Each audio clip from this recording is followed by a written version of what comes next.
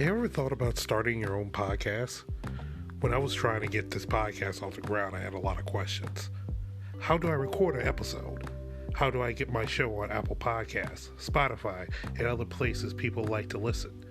How do I make money from my podcast? The answer to every one of these questions is really simple. Anchor. Anchor is a one-stop shop for recording, hosting, distributing your podcast. Best of all, it's 100% free and ridiculously easy to use. And now Anchor can match you with great sponsors too, so you get paid for this podcast. What I like about it is starting using it is how easy it is to use. I just upload those episodes of my podcast. I placed it other places, do some editing and tinkering, and voila, that's it. It's that simple. So if you always wanted to start your own podcast, make money doing it, go to anchor.fm/start. That's anchor.fm/start to join me in the diverse community of podcasters already using Anchor. That's anchor.fm/start. I can't wait to hear your podcast. And now, let's get on with the show.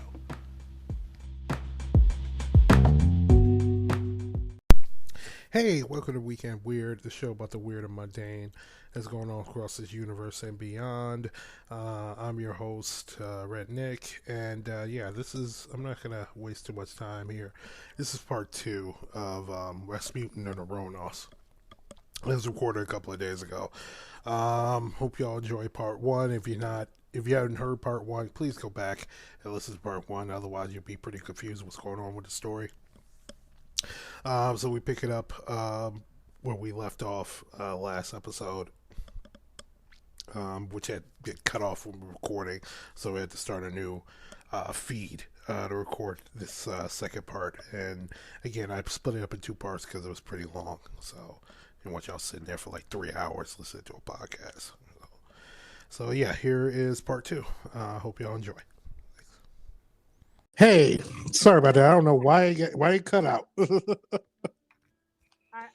I caught on to the very last thing you said. You said the Japanese then to now.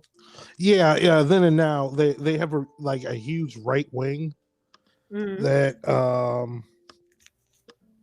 even percolates into today. So not to prop up the Japanese at that point, even though they were justified in this because they tried to get out of this war the best as they can, and also at the time they were conquering lands that weren't theirs. They were in China, they controlled Korea, and they controlled Manchuria. So they were lands that weren't theirs. Right. So, but still, they still beat a European power, and that scared the world. Oh yeah, for sure.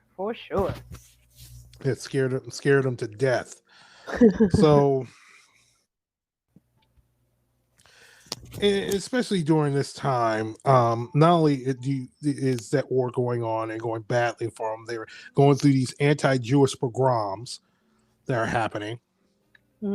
Even though there's rioting and attacking of Jewish businesses and people, even though Nicholas' government condemned the rioting, and he didn't go that far to stop it. So he officially condemned the rioting, but he really didn't go that far, do much to stop it. Right. And also during that time, what had also started to happen was Bloody Sunday. Yeah. Yeah. So Bloody Sunday was it's just like the name. It's not. It's like, yeah, people have heard Bloody Sunday, probably heard more about the Irish Bloody Sunday. This is a Russian Bloody Sunday. This happened in 1905. A few days before Bloody Sunday, in January 1905, a priestly labor leader, Gregory Gabon, informed the government. Yeah, probably. Yeah. Informed the government of the forthcoming procession to the White Winter Palace to hand a workers' petition to the Tsar. On Saturday, January the 8th, the ministers convened to consider the situation. There was never any thought that the Tsar, who had left the capital for a Tsar Cronies Mm-mm. Seilo. So, Okay. on advice of his ministers, would actually meet with Gabron. Okay. The suggestion that some other member of the imperial family receive the petition was rejected. Finally, informed by the prefect of police that he lacked the men to pluck Gabron from his followers and place him under arrest. Okay. Uh, the newly appointed Minister of Interior, Prince Mirsky, and his colleagues decided to bring additional troops to reinforce the city. That evening, Nicholas wrote in his diary, "Troops have been brought from the outskirts to reinforce the garrison. Why are Up you why to are you now," heightening your voice? because that's probably how he sounded. And you gotta determine, you gotta dissituate from me reading and like, or Rasputin or someone on the ground reading and Nicholas reading. So Okay, gotcha. up to now, the workers have been calm. Their numbers have reached 120,000. At the head of their union is a kind of socialist priest named Cabron. Minsky came this evening to present his report on the measures taken. Oh, Nicholas, that's a sweet. That's a sweet sounding boy. Because like shit, Nicholas Tsar, not Tsar Nicholas. We should do it same way. It's Redneck and it is Zarnik. Zarnik, he had a silver spoon script in his damn mouth, and he doesn't know what the fuck he's doing. So, So so he's he got a said soft so. voice. He would be a guy that'd be like on his yacht in the Oh, middle of God. the Baltic Sea, going, "Mummy, Oh my mummy, God. Here we go. mummy." On Sunday, January 9th, Began began his march. Locking arms, the workers peacefully marched throughout the streets. Some carried religious icons and banners, as well as national flags and portraits of the Tsar. As they walked, they sang hymns and God Save the Tsar. Oh, okay. At 2 p.m., all the converging processions were scheduled to arrive at the Winter Palace. There was no single confrontation with the troops.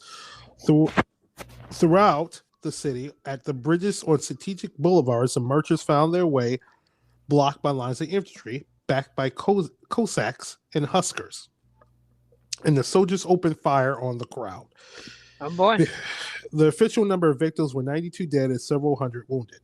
Cabron vanished and other leaders of the march were seized. Expelled from the capital, they circumvented throughout the empire, increasing the casualties.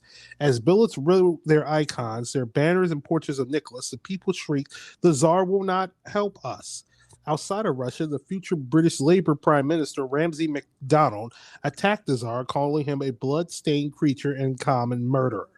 Oh That my. evening, Nicholas wrote in his diary, "Difficult day. In St. Petersburg, there were serious disturbances due to the desire of workers to get to the Winter Palace. The troops had to shoot in different places of the city. There were many dead and wounded. Lord, how painful and bad." For them. Hashtag. Yeah, it was just like thoughts and hashtag thoughts and prayers. Thoughts and prayers. His younger sister, the Grand Duchess Olga, wrote afterwards, "Nicky had the police report a few days before. That Saturday he phoned my mother at Enterhoff and said that she and I were to leave for Ganina at once. He These and Akili went to that one place which the reader cannot pronounce.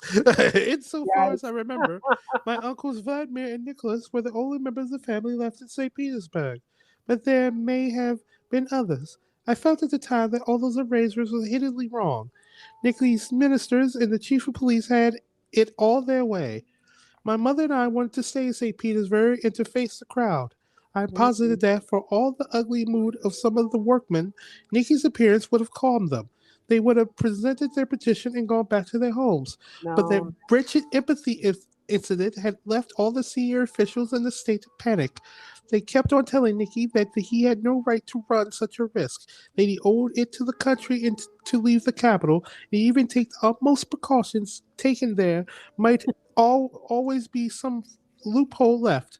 My mother and I did not did all we could to persuade him that the minister's advice was wrong, but Nicky preferred to follow it, and he was the first to repent when he heard of the tragic outcome. Yikes.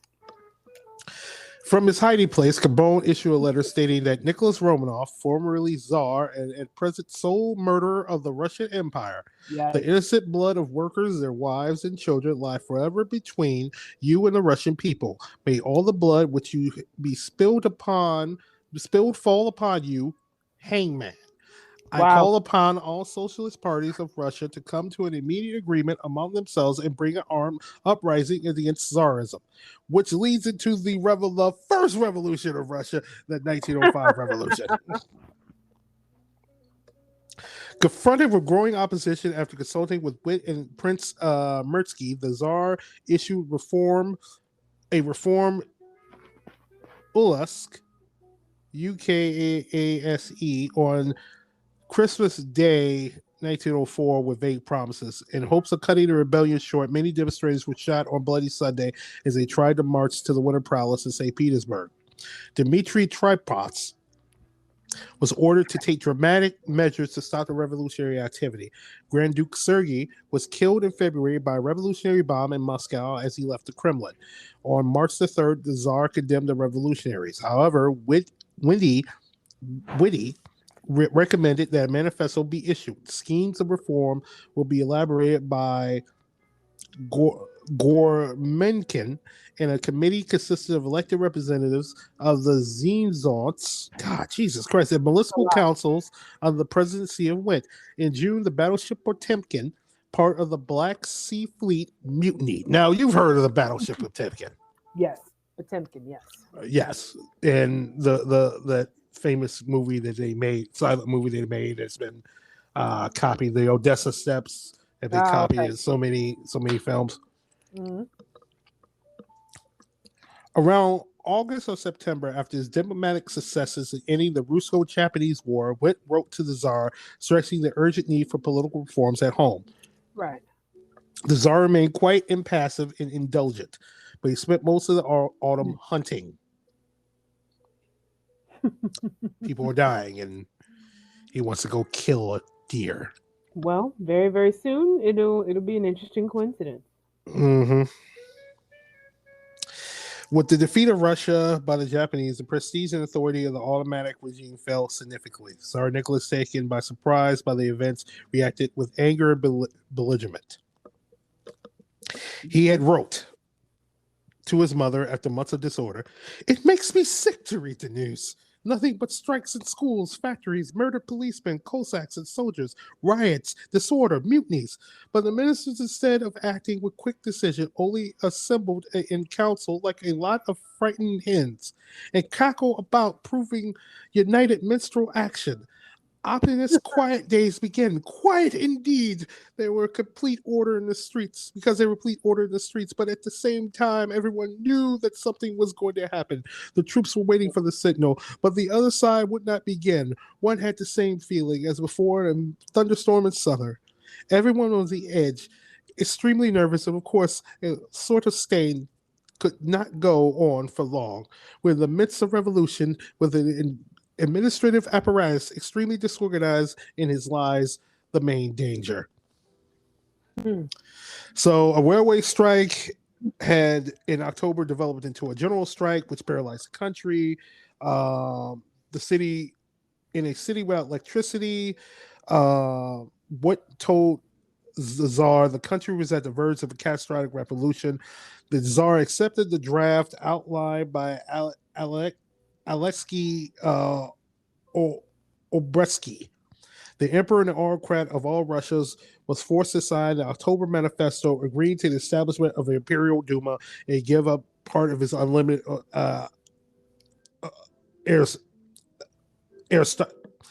his unlimited power. Get it? Okay. Yeah. So they established this Duma, and he immediately hates it. He replaced this Duma like 4 times. He kept replacing it until he got the people he wanted in there that who agreed to do everything that he had said. Okay. And that he had wanted. So Yeah, that leads us to